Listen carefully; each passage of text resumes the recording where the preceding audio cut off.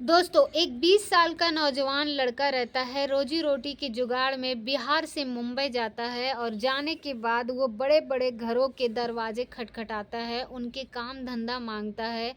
एक दिन एक महिला की नज़र उस पर पड़ती है, तो उस महिला की उम्र लगभग 35 साल होती है और वो उसे अपने पास बुलाती है और कहती है कि तुम क्या काम कर सकते हो? तो वो कहता है कि मैं कुछ भी कर सकता हूँ। महिला कहती है कि कुछ भी का मतलब क्या कर सकते हो? तो बोलता है कुछ भी कर सकता हूँ, उसके बाद उसे ऊपर से नीचे तक निहारती है और उसके बाद अपने पास काम पर रख लेती है। अब दोस्तों, जैसा वो लड़का सोच रहा था, उसे वैसा ही काम मिल जाता है। लेकिन दोस्तों, एक दिन उस महिला का एक भयानक रूप उसके सामने आता है, जिसकी वो कभी कल्पना भी नहीं कर सकता था। दोस्तों, एक बहुत ही रोमांचक कहानी है, शानदार कहानी है। आइए जानते हैं पूरी कहानी इस वीडियो में। लेकिन वीडियो में आगे बढ़ने से पहले बस एक रिक्वेस्ट है, वीडियो को लाइक कर दीजिए, चैनल को भी सब्सक्राइब कर दीजिए ताकि मेरा हौसला बढ़ता रहे। दोस्तों, एक कहानी शुरू होती है बिहार के दरभंगा जिले से। एक लड़का जिसका नाम साहिल होता है, 2021 साल का लड़का, अपने 2 भाई 2 बहनों में सबसे बड़ा होता है और परिवार बहुत गरीब था और घर के बड़े लड़के होने के नाते धीरे-धीरे उसके कंधों पर सारी ज़िम्मेदारी आ रही थी। इसीलिए उसने 10वीं तक की पढ़ाई करता है और उसके बाद पढ़ाई छोड़ देता है और फिर अपने दोस्तों के साथ मुंबई में जुहू में आ जाता है और काम करने के लिए। अब दोस्तों, उसके जो दोस्त थे काम कर रहे थे, सेटरिंग का काम कर रहे थे, कोई पेंट का काम कर रहे थे, तो कोई फर्नीचर का काम कर रहा था। वो जब काम करने लगता है तो वो काम पसंद नहीं आता है, क्योंकि गांव में वो कोई काम करता नहीं था। इसीलिए जब वो कुछ दिन काम करता है तो बीमार पड़ जाता है और उसके दोस्त लोग बोलते हैं कि लगता है तुम्हें मुंबई का पानी सूट नहीं कर रहा है, तो गाँव वापस चला जाता है। लेकिन वो सोचता है कि गाँव भी जाकर मैं क्या करूँगा, घर में इतनी गरीबी है। उसके बाद वो कमरे से निकल कर खुद ही इधर-उधर काम ढूँढने लगता है। जब दोस्तों मुंबई के बड़े-बड़े बंगलों को देखता है, सोचता है कि वो इसमें तो लोग काम करने वाले होंगे, अगर इनमें कहीं काम मिल जाता तो बहुत आराम हो जाता। इसीलिए ये भी सोचकर वो बड़े-बड़े घरों के दरवाजे खटखटाने लगता है। लेकिन जब कोई दरवाज़ा खोलता तो ऐसे अनजान लोगों को तो कोई काम देता नहीं है। कुछ लोग उल्टा-सीधा कहकर उसको भगा देते थे और ऐसे ही वो 4-5 दिन तक काम ढूँढता रहा और एक दिन एक घर का वो दरवाज़ा पीट रहा था। तभी दोस्तों पीछे से उस घर की मालकिन, जिसकी उम्र लगभग 35 साल की होती है, जिसका नाम कल्पना होता है, वो अपनी कार से आ जाती है और उसको दरवाज़ा पीटते हुए देखती है। तो वो हैरान परेशान हो जाती है और हैरान परेशान से वो दोस्तों फिर उसकी उसकी जो सिट्टी-पिट्टी गुम हो जाती है और वहाँ से घिसक लेता है। लेकिन फिर वो उसने उसके अपने पास बुलाती है और कहती है, इधर आओ, तुम क्या कर रहे थे? दरवाज़ा क्यों पीट रहे थे? तो वो कहता है कि नहीं मैडम। कल्पना कहती है कि नहीं, मैंने तुम्हें देखा है, तुम चोर हो क्या? बोलता है नहीं मैडम, मैं बहुत गरीब हूँ, बस मैं दरवाज़ा पीट रहा था, अंदर वाले को बुला रहा था कि उसमें काम मांगने के लिए। वो कहती है कि अंदर कोई नहीं रहता है, उस घर की मालकिन मैं हूँ और घर मेरा है, मुझे काम चाहिए। तो मुझे काम चाहिए तो बताओ, तुम क्या काम कर सकते हो? तो कहता है कि कोई भी काम कर सकता हूँ। तो वो उसके ऊपर ऊपर से नीचे तक निहारती है और 20 साल का वो हट्टा-कट्टा नौजवान लड़का था, साहिल जो है, वो कहती है कि क्या तुम पैसों के लिए किसी का खून भी कर सकते हो क्या? कहता है कि नहीं मैडम, मैं ये काम नहीं कर सकता हूँ। वो कहती है कि बहुत सारा पैसा मिलेगा, करोड़ों रुपए मिलेंगे, बताओ ऐसा कर सकते हो? तो बोलता है, कहता है कि नहीं मैडम, किसी भी कीमत के पर मैं नहीं कर सकता हूँ और मैं आपके हाथ जोड़ता हूँ, मुझे काम नहीं चाहिए, मैं जा रहा हूँ। और वो डर जाता है और कल्पना की बातों को सुनकर, लेकिन फिर कल्पना उसे बुलाती है और कहती है कि मैं तुम्हारी परीक्षा ले रही थी, मैं सोच रही थी कि क्या तुम उन लोगों से तो नहीं हो कि जो पैसे के लिए कुछ भी करने को तैयार हो जाते हैं। और कोई बात नहीं, तुम अच्छे इंसान हो, तुम मेरे पास रह सकते हो। और क्या बोलता है कि क्या काम है, तो कहती है कि घरेलू काम है, घर में जो काम है वो काम करना पड़ेगा और सैलरी तुम जितना चाहो कहोगे उतना तुम्हें मिल जाएगा और मेरे साथ ही रहना पड़ेगा और इसी घर में तुम्हें काम करना पड़ेगा। कहता है कि ठीक है। अब दोस्तों उसके बाद जो है वो कहता है कि ठीक है, मैं कल आऊँगा, चला जाता हूँ। और शाम को अपने दोस्तों से कहता है कि मुझे काम मिल गया है भाई, मैं वहाँ पर जा रहा हूँ। उसके बाद अपना कपड़ा वगैरह लेकर वो अगले दिन सुबह चला जाता है और आता है तो कल्पना अंदर घर में ही, उसके बाद वो अंदर जाता है तो देखता है कि वो अकेली रहती है और वो भी घर पर कोई और नहीं रहता था। बहुत बड़ा घर था, बहुत अच्छा था और ऐसा लग रहा था कि वो दिन भर घर की साफ सफाई नहीं हुई है तो अपने काम में लग जाता है और पूरा घर वगैरह साफ करता है। दोस्तों काम करते हुए उसे पूरा दिन बीत जाता है और फिर कल्पना है जो भी है उसे देखती रहती है, उससे समझती है कि ये क्या करना चाहता है, ऐसे में करना चाहता है। जब रात को हो जाती है तो कहती है कि खाना बना लेते हो क्या, तो वो कहता है कि नहीं मैडम, मैं खाना नहीं बना पाता हूँ, अभी मैं शाम से जब से आया हूँ तब से बस सीख रहा हूँ। कहती है कि कोई बात नहीं, चलो मैं तुम्हें सिखा दूँगी। उसके बाद उसको किचन में लेकर जाती है और खुद ही वो खाना बनाती है और उसके बाद उसे भी सिखाती है। और फिर देखो, ऐसे-ऐसे काम करना होता है और ऐसे-ऐसे खाना बनाना होता है। अब उसे बहुत मज़ा आ रहा था। वो एकदम फ्रेंड की तरह उससे बिहेव कर रहा था और 35 साल की उम्र थी उस महिला की। उसे काफ़ी ज़्यादा अंदर अंतर था दोनों में, लेकिन दोनों की केमिस्ट्री मिल रही थी। दोनों एक दूसरे से बहुत अच्छे तरीके के दोस्त थे।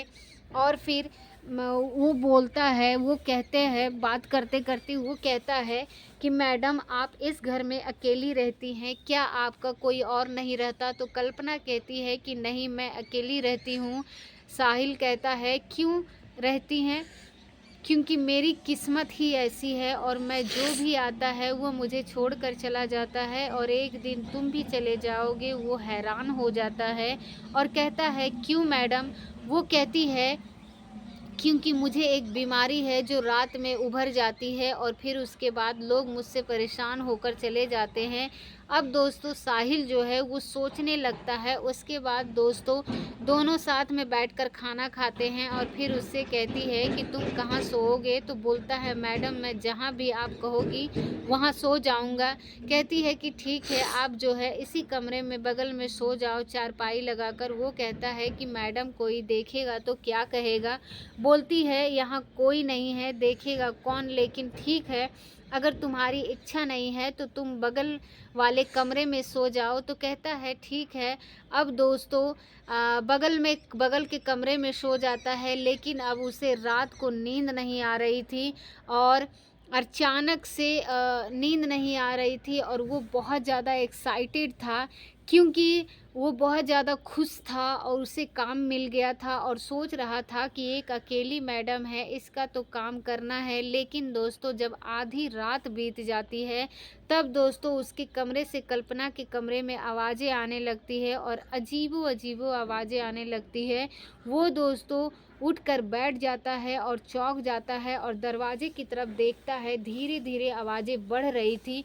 वो आवाज़ कुछ डरावनी सी लग रही थी। अब दोस्तों साहिल डर जाता है, लेकिन वो खुद को रोक नहीं पाता है क्योंकि इसके बाद जो आवाज़ आ रही थी उसे कुछ जानी पहचानी लग रही थी। वो जाता है और दरवाजे को धक्का देता है, दरवाज़ा अंदर से लॉक नहीं था।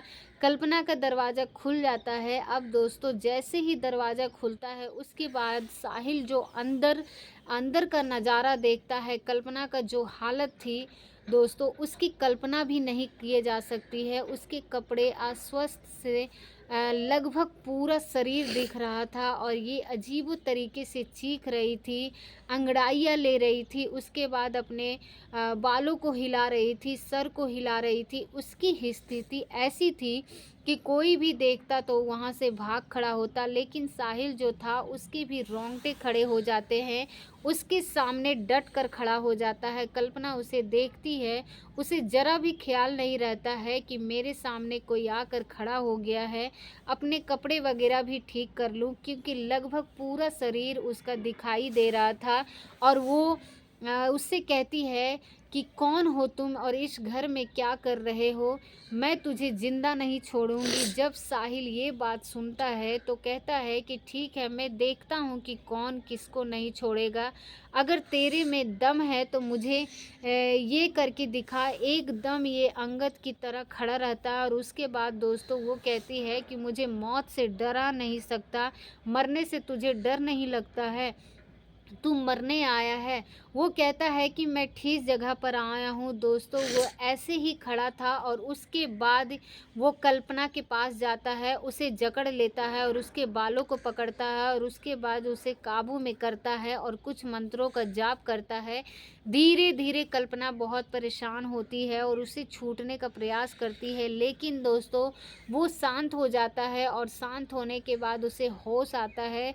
उसके कपड़े इधर अस्त व्यस्त थे, उसको वो जो है बाहों में पकड़ कर जकड़ कर रखा था, उसको झट से अपने कपड़े ठीक करती है और साहिल भी आकर उसके सामने खड़ा हो जाता है और उससे अलग हटकर खड़ा हो जाता है और कहता है कि मैडम आपको क्या हो गया था? उसके बाद वो रोने लगती है, कहती है यही तो बीमारी है, मेरी ज़िंदगी नर्क बन गई है और मैं परेशान हूँ, मेरे समझ में नहीं आता है मेरे साथ हो क्या जाता है। साहिल कहता है कि मैडम मुझे सब पता है कि आपके साथ क्या हुआ है, आपको क्या हो सकता है।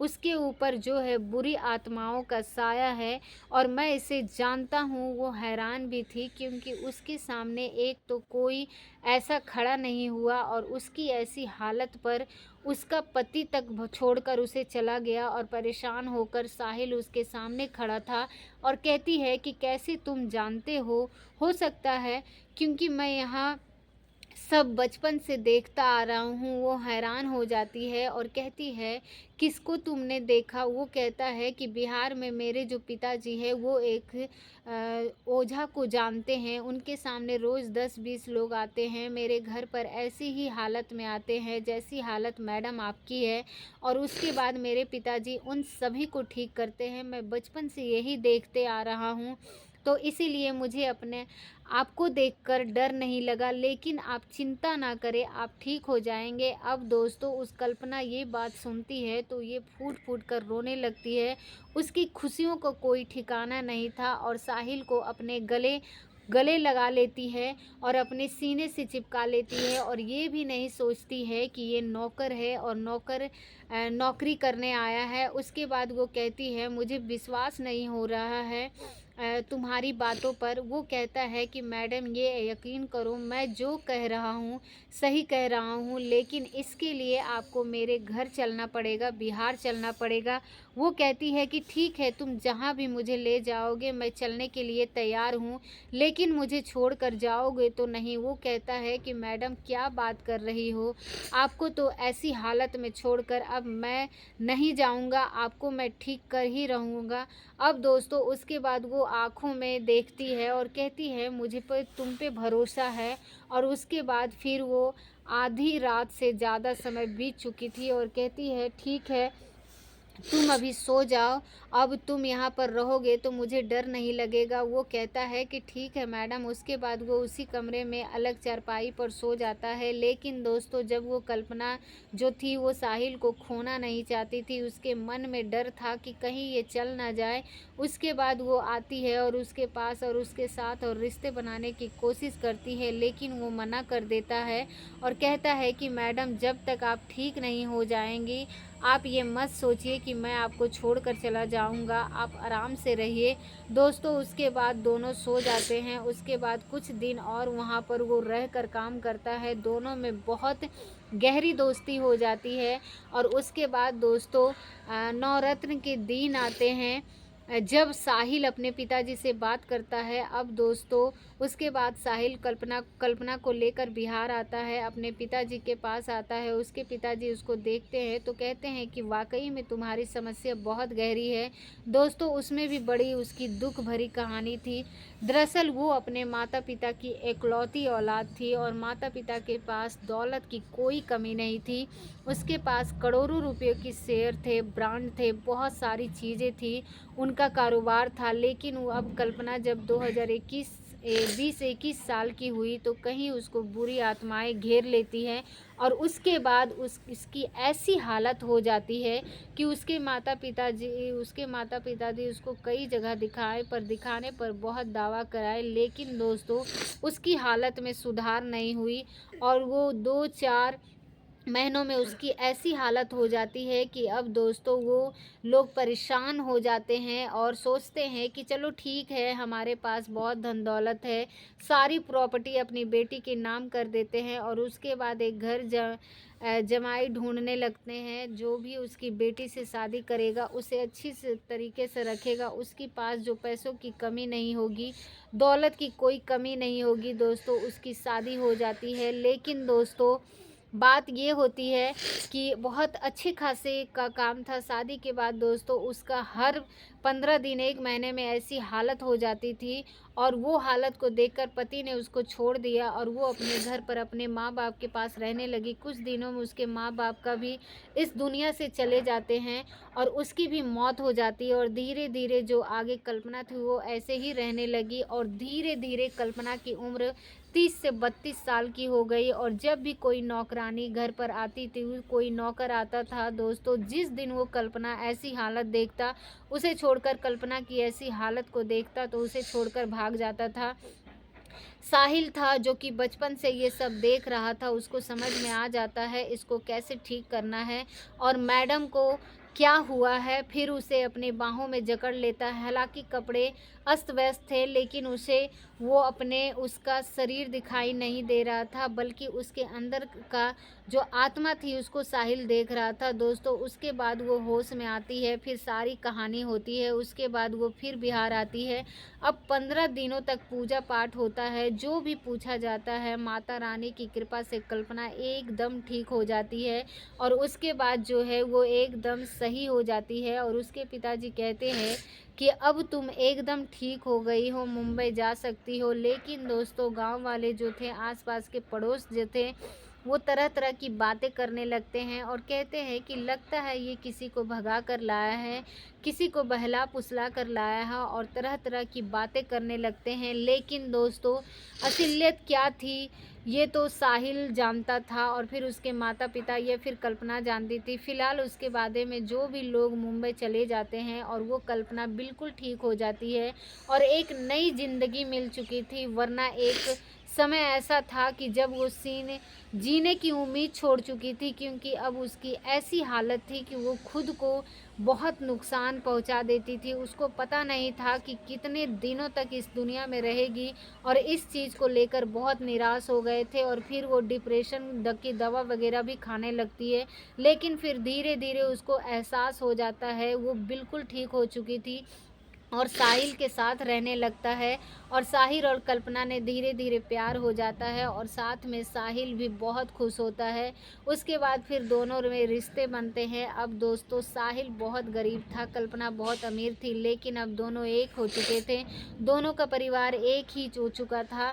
दोस्तों जो साहिल का परिवार था उसकी भी स्थिति सुधर जाती है। अब दोस्तों कल्पना जो है बहुत पढ़ी लिखी थी, वो जो है अपना काम करने लगती है, अपना कारोबार देखने लगती है और साहिल से भी बेइंतहा प्यार करने लगती है। दोस्तों फिर 2023 में साहिल से कहती है कि मैं तुम्हारे बिना नहीं रह सकती हूँ, मैं तुमसे शादी करना चाहती हूँ। दोस्तों वो भी खुशी खुशी हाँ कर देता है और अब दोस्तों दोनों की बहुत खुश थे और दोनों को शादी हो जाता है और इनसे एक बेटी भी है और बहुत ही शानदार लाइफ एंजॉय कर रहे हैं। दोस्तों ये कहानी आपको कैसी लगी आप हमें कमेंट बॉक्स में ज़रूर बताइएगा और अगर आपको ये वीडियो अच्छी लगी तो एक लाइक करके, अगर अभी तक आपने हमारा चैनल को सब्सक्राइब नहीं किया है तो हमारे चैनल को सब्सक्राइब कर वीडियो को लाइक ज़रूर कीजिएगा। मिलते हैं अगले वीडियो में, तब तक के लिए आप सभी लोगों का बहुत बहुत धन्यवाद।